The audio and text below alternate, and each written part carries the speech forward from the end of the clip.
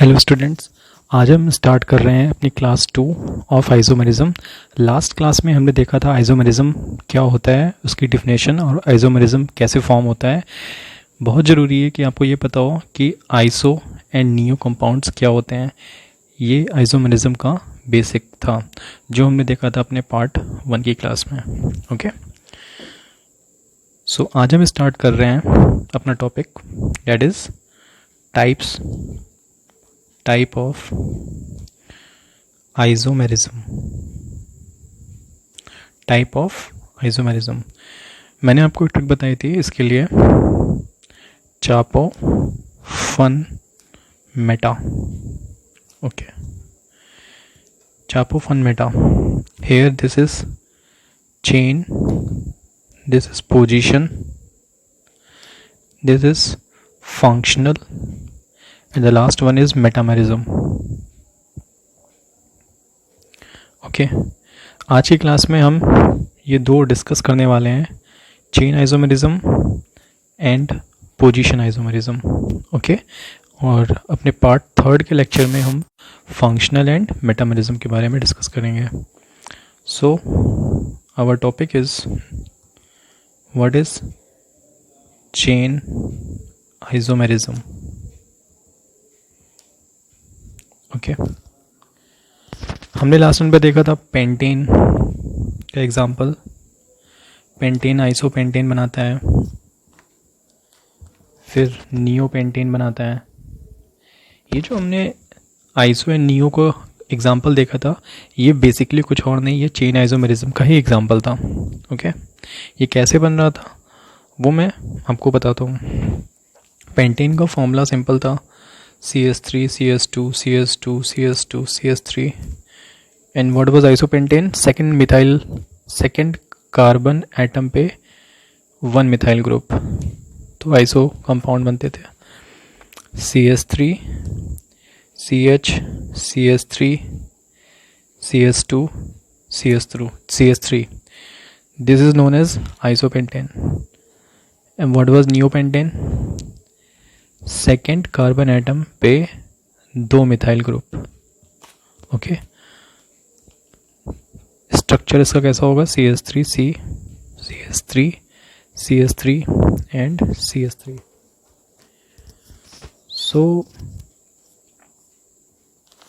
तो आप ये देख रहे हैं कि इसमें जो कार्बन की चेन है, कार्बन की चेन सिर्फ वो चेंज हो जा रही है।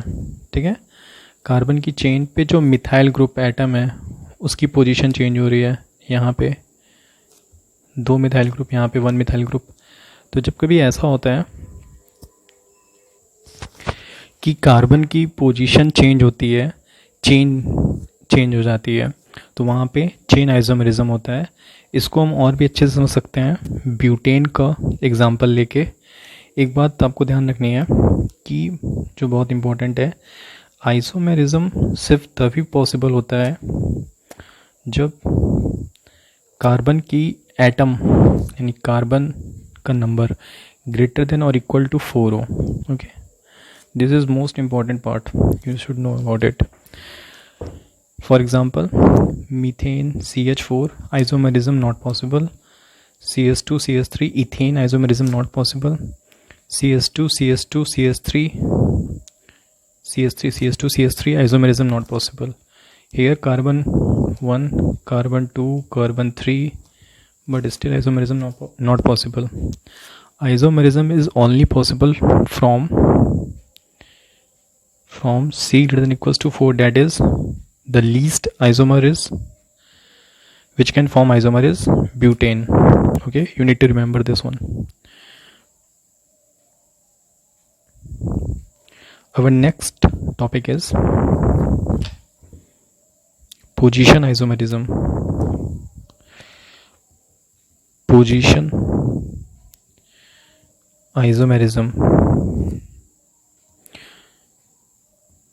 isomerism में क्या होता है कि जो फंक्शनल ग्रुप यहाँ पे ऐड होते हैं, फंक्शनल ग्रुप उनकी पोजीशन चेंज हो जाती है, फंक्शनल ग्रुप की पोजीशन चेंज हो जाती है, इसको हम बोलते हैं position isomerism.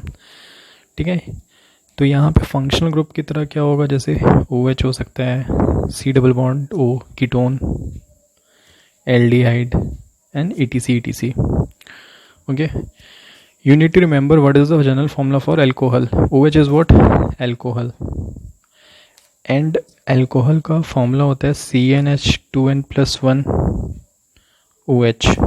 Okay, if we put here carbon is equals to 1, what it will make? CH 2 1 2 plus 1 3 OH. Okay, it is known as methanol. OL is a suffix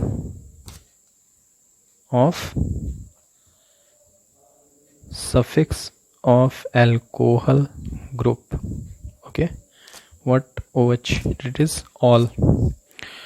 And if we put C is equals to 2, it will make C2H5OH.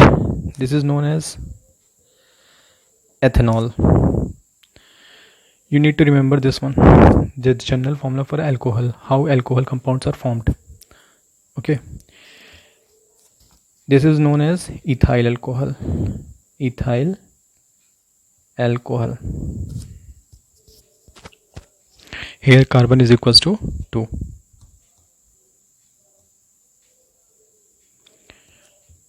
Our next example for position isomerism is, we will take propane 1-ol, that is simply known as propanol.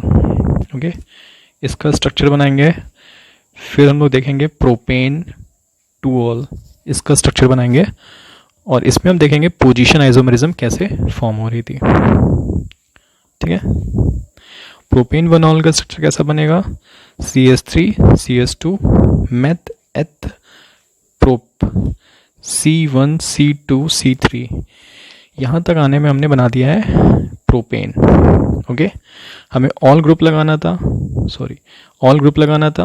OH group यहाँ पे add कर देंगे। It is nothing but if you combine the carbon atom here, it is C3 3 + 2 5 + 2 7 OH, C3H7OH, which is known as propanol. Okay, it is also written as C3H8O. In many exams you will see propanol by this name C3H8O, which may be a little bit confusing for you. Okay, and our next structure is propane 2-ol. We will see example of propane 2-ol, how it is formed and how position of OH group is changed in propane 2-ol.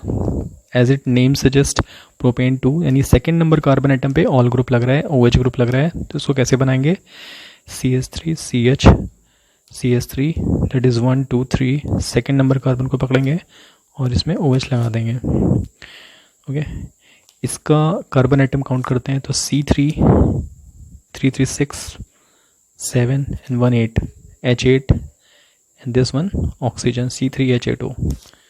Here you can see they both have same molecular formula.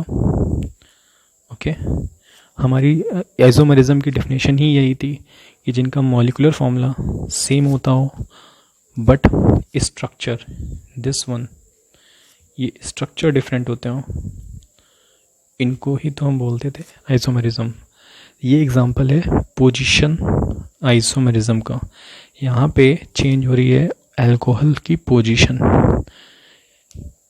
ठीक है, इस तरह से ये position isomerism बनता है। हम अपनी नेक्स्ट क्लास 3 में देखेंगे कि कैसे फंक्शनल एंड मेटामेरिज्म फॉर्म होता है। Thanks for watching. If you liked my video, don't forget to subscribe and share.